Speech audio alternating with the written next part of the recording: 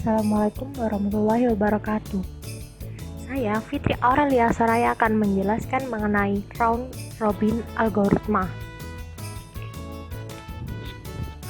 Pertama, pengertian round robin.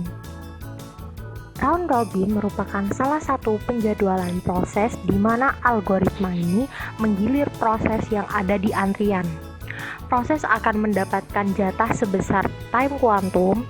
Jika time kuantumnya habis atau proses sudah selesai, CPU akan dilokasikan ke proses berikutnya. Pada penjadwalan proses ini, tidak ada proses yang diprioritaskan. Semua proses mendapatkan pembagian waktu yang sama dari CPU. CPU mengelilingi antrian yang sudah siap dan mengalokasikan masing-masing proses untuk interval waktu tertentu sampai satu time slice atau kuantum. Algoritma ini berjalan dengan menggilir proses yang ada pada antrian. Selama proses akan mendapat jatah sebesar time kuantum. Jika time kuantum habis atau proses sudah selesai, CPU akan dialihkan ke proses yang selanjutnya. Dengan proses ini memberikan keadilan pada setiap proses karena tak ada proses yang diprioritaskan. Semua proses mendapat jatah waktu yang sama dari CPU, yaitu 1/n, dan tak ada menunggu lebih lama dari n-1q dengan 1 lebih lama 1 kuantum. Proses load balancing sebenarnya merupakan proses fleksibel yang dapat diciptakan dengan berbagai cara dan metode. Ketentuan algoritma round robin. Yang pertama, jika proses memiliki CPU burst kurang dari quantum time, maka proses akan melepaskan CPU. Jika telah selesai digunakan, CPU dapat segera digunakan oleh proses selanjutnya. Yang kedua, jika proses memiliki CPU burst lebih besar dari quantum time, maka proses tersebut akan dihentikan jika sudah mencapai quantum time dan selanjutnya mengantri kembali pada posisi tail queue atau ekor dari ready queue. CPU kemudian menjalankan proses berikutnya. Implementasikan, yaitu diimplementasikan dengan mengelola senarai proses ready atau runnable sesuai urutan kedatangan. Ambil proses yang berada di ujung depan antrian menjadi running. Bila kuanta belum habis dan proses selesai, maka ambil proses di ujung depan antrian proses ready. Jika kuanta habis dan proses belum selesai, maka tempatkan proses running ke ekor antrian proses ready dan ambil proses di ujung depan antrian proses ready. Alur. Ini urutan kejadian algoritma round robin.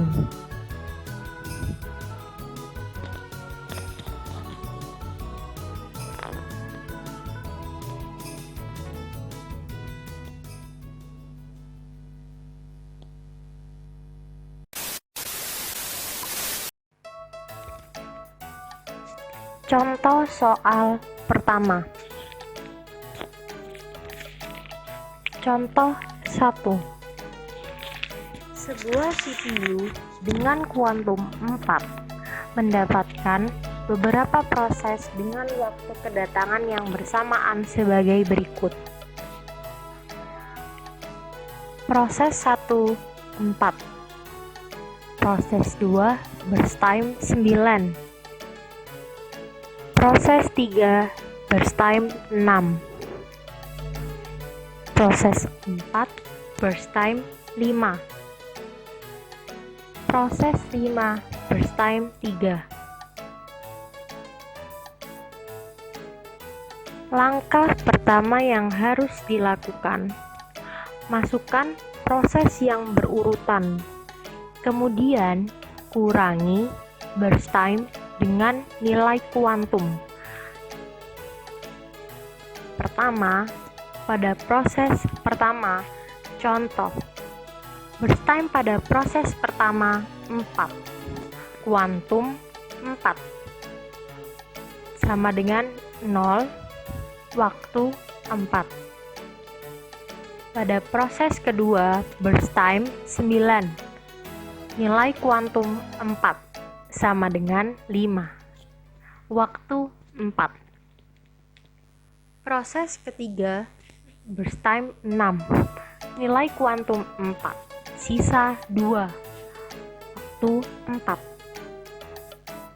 Proses keempat, burst time 5, nilai kuantum 4, sisa 1, waktu 4. Proses kelima, burst time 3, kuantum 4, waktu antrian 3.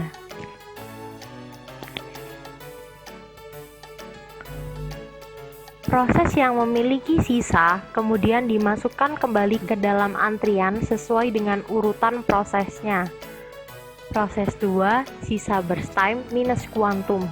Sisa burst time pada minus 2, pada proses 2, 5. Nilai kuantum 4, sisa 1, waktu antrian 4.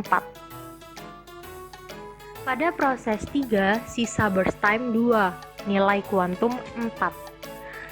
Waktu antrian 2.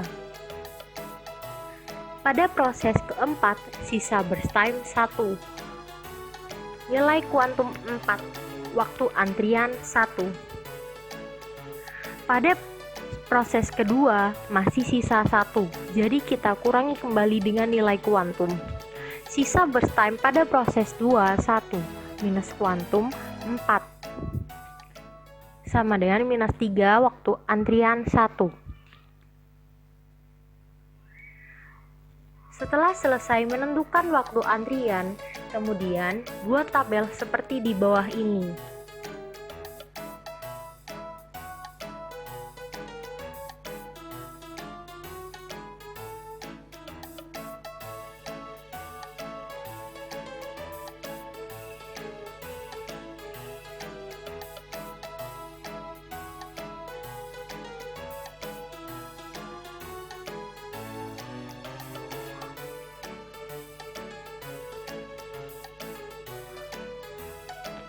Langkah kedua, setelah selesai menentukan waktu antrian, kemudian tabel seperti di bawah ini.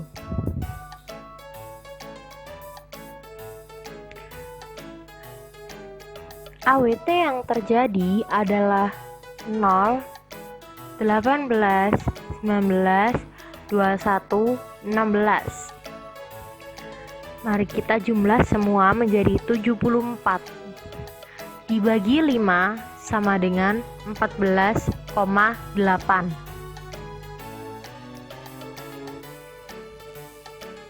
Langkah ketiga, kita menghitung AWT, average waiting time, yaitu pada proses saat tiba, lama proses saat mulai, saat selesai, waiting time, turnaround time. Masukkan tabel sesuai yang kalian hitung tadi.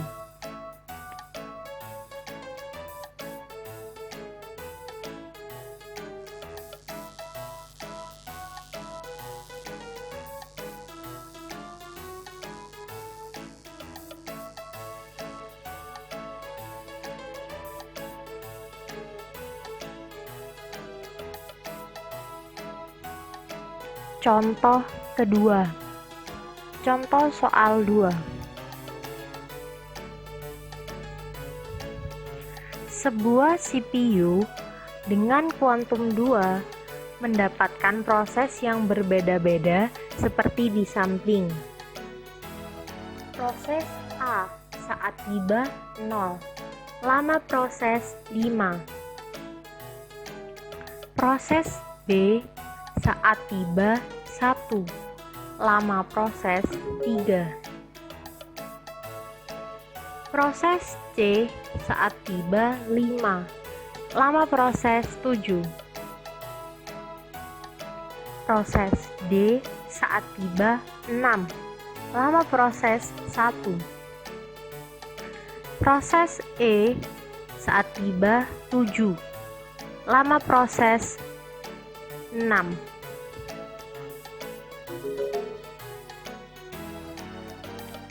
Langkah pertama, membuat Gantt chart. Untuk membuat Gantt chart pada proses yang kedatangannya berbeda, disesuaikan dengan waktu kedatangan proses. Membuat antrian disesuaikan dengan waktu kedatangan proses. Untuk pencarian waktu antrian yang dilakukan sama seperti yang sebelumnya, hanya pengurutan dalam antrian saja berbeda. Bisa dilihat seperti tabel di samping.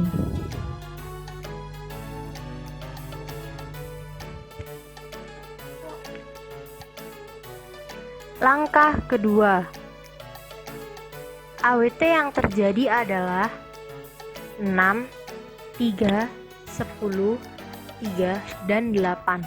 Seperti yang sebelumnya, kita jumlah semua, kemudian dibagi 5.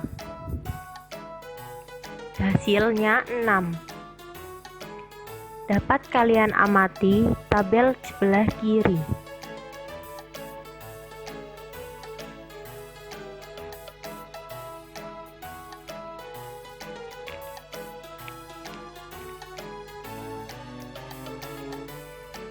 Kemudian, langkah ketiga, membuat AWT, Average Waiting Time, seperti sebelumnya.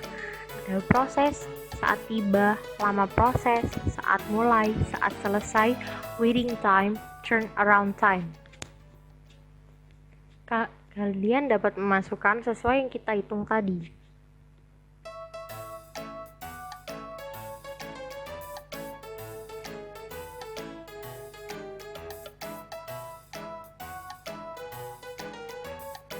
Implementasi algoritma yang kami bahas dalam kehidupan sehari-hari.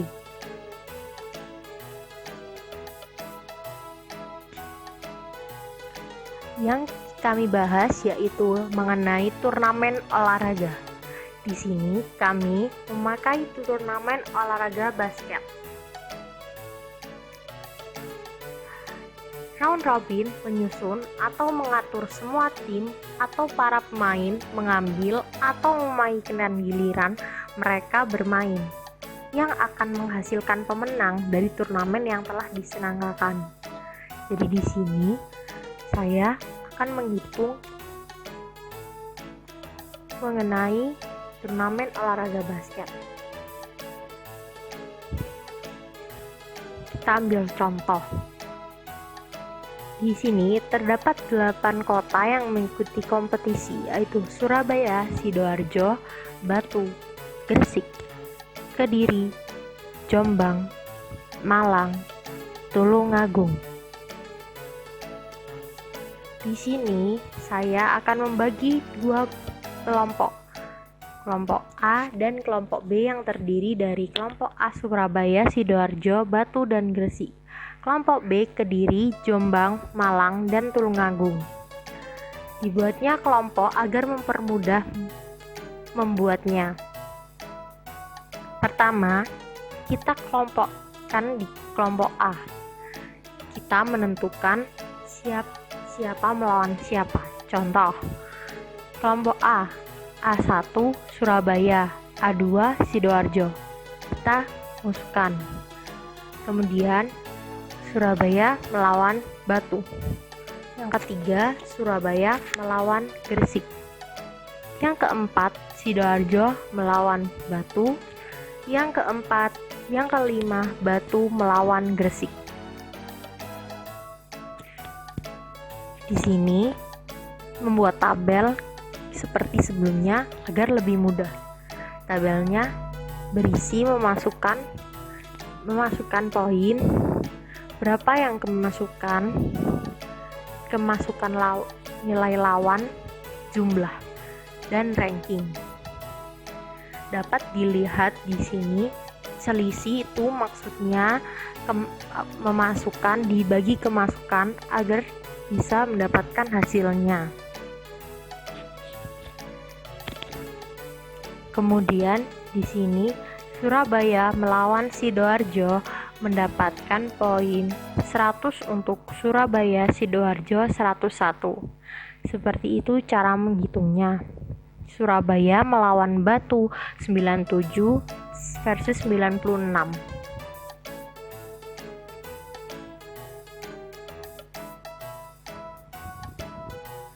Dan ranking yang didapat: Surabaya juara 3, Sidoarjo juara 4, Batu juara 2, dan Gresik juara 1. Juara kelompok A Gresik dan runner up pada kelompok A Batu. Kemudian seperti sebelumnya kita kelompokkan dulu, kemudian di sini kita membahas mengenai kelompok B. Kediri versus Jombang, kemudian Kediri versus Malang, Kediri versus Tulungagung, Jombang versus Malang, Malang versus Tulungagung. Seperti sebelumnya, kita membuat tabel agar lebih mudah. Selisih juga sama, memasukkan poin dibagi kemasukan dari lawan. Di sini hasilnya dapat kita lihat, Kediri lebih unggul daripada yang lain. Setelah itu yang kedua Tulungagung. Jadi juara pada kelompok B yaitu Kediri, runner up pada kelompok B Tulungagung. Kemudian kita menyatukan antara juara dari kelompok A dan runner up dari kelompok A, kita gabungkan sama-sama juara dari kelompok B dan runner up dari kelompok B. Di sini kita lawankan kelompok A yang juara dan runner up dari kelompok A yaitu Gresik dan Batu. Kemudian kita lawankan lagi Kediri dari kelompok B sebagai juara dan Tulungagung dari kelompok B sebagai runner up. Kemudian misal di sini Gresik kalah dan pemenangnya Batu. Kemudian di sini misalkan Kediri kalah, pemenangnya jadi Tulungagung. Maaf, ada kesalahan. Kemudian di sini Tulungagung pun kalah menjadi Batu dan pemenang dari turnamen ini Batu.